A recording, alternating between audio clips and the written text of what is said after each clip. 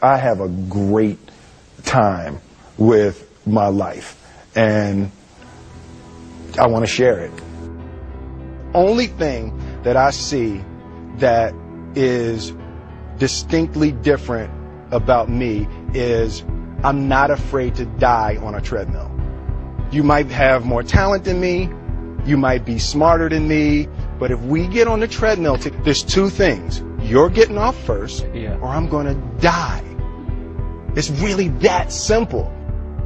I've never really viewed myself as particularly talented. Where I excel is ridiculous, sickening work ethic. You know, while the other guy's sleeping, I'm working. While the other guy's eating, I'm working. Greatness is not this wonderful, esoteric, elusive,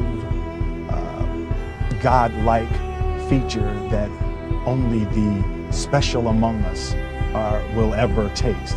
You know, it's something that truly exists in all of us.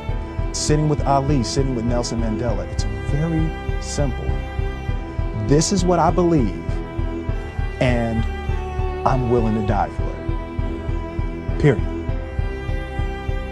There's a redemptive power that making a choice has, you know, rather than feeling like you're at effect to all the things that are happening.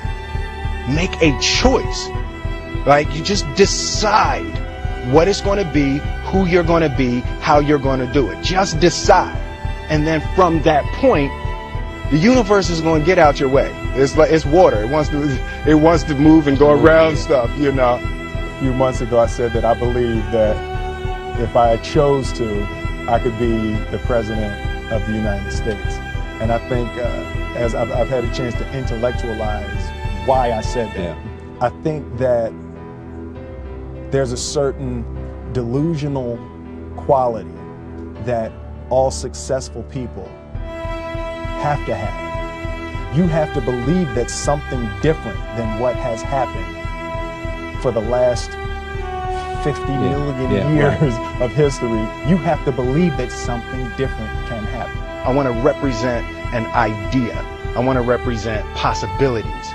I want to represent the idea that you really can make what you want. One of my favorite books is The Alchemist, Paulo Coelho. And I just believe that. I believe that I can create whatever I want to create. Confucius said, he who says he can and he who says he can't are both usually right.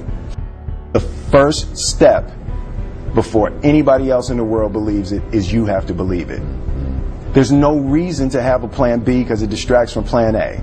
I realize that to have the level of success that I want to have, it's difficult to spread it out and do multiple things. It takes such a desperate, obsessive focus. You really got to focus with all of your fiber and all of your heart and all of your creativity. I believe, and I learned very young, that you don't try to build a wall. You don't set out to build a wall. You don't say, I'm going to build the biggest, baddest, greatest wall that's ever been built. You don't start there. You say, I'm going to lay this brick as perfectly as a brick can be laid. There will not be one brick on the face of the earth that's going to be laid better than this brick that I'm going to lay in this next 10 minutes. And you do that every single day, and soon you have a wall. And I think psychologically, the advantage that gives me over a lot of people that I have been in competition with in different situations is it's difficult to take the first step when you look how big the task is. The task is never huge to me. It's always one brick.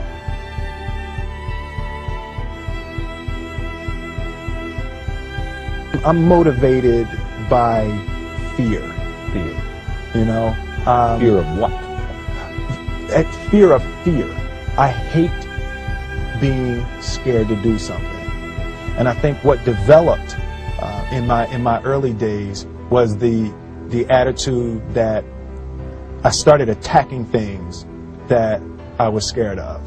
Being realistic is the most commonly traveled road to mediocrity. Why would you be realistic? What's the point of being realistic? Yeah, I'm going to do it. It's done. It's already done. The second I decide it's done, it's already done. So now we just got to wait for y'all to see. I want my life, I want my work, my family, I want it to mean something. And it's like, it has, if you are not making someone else's life better, then you're wasting your time. You know, like your life will become better by making other lives better.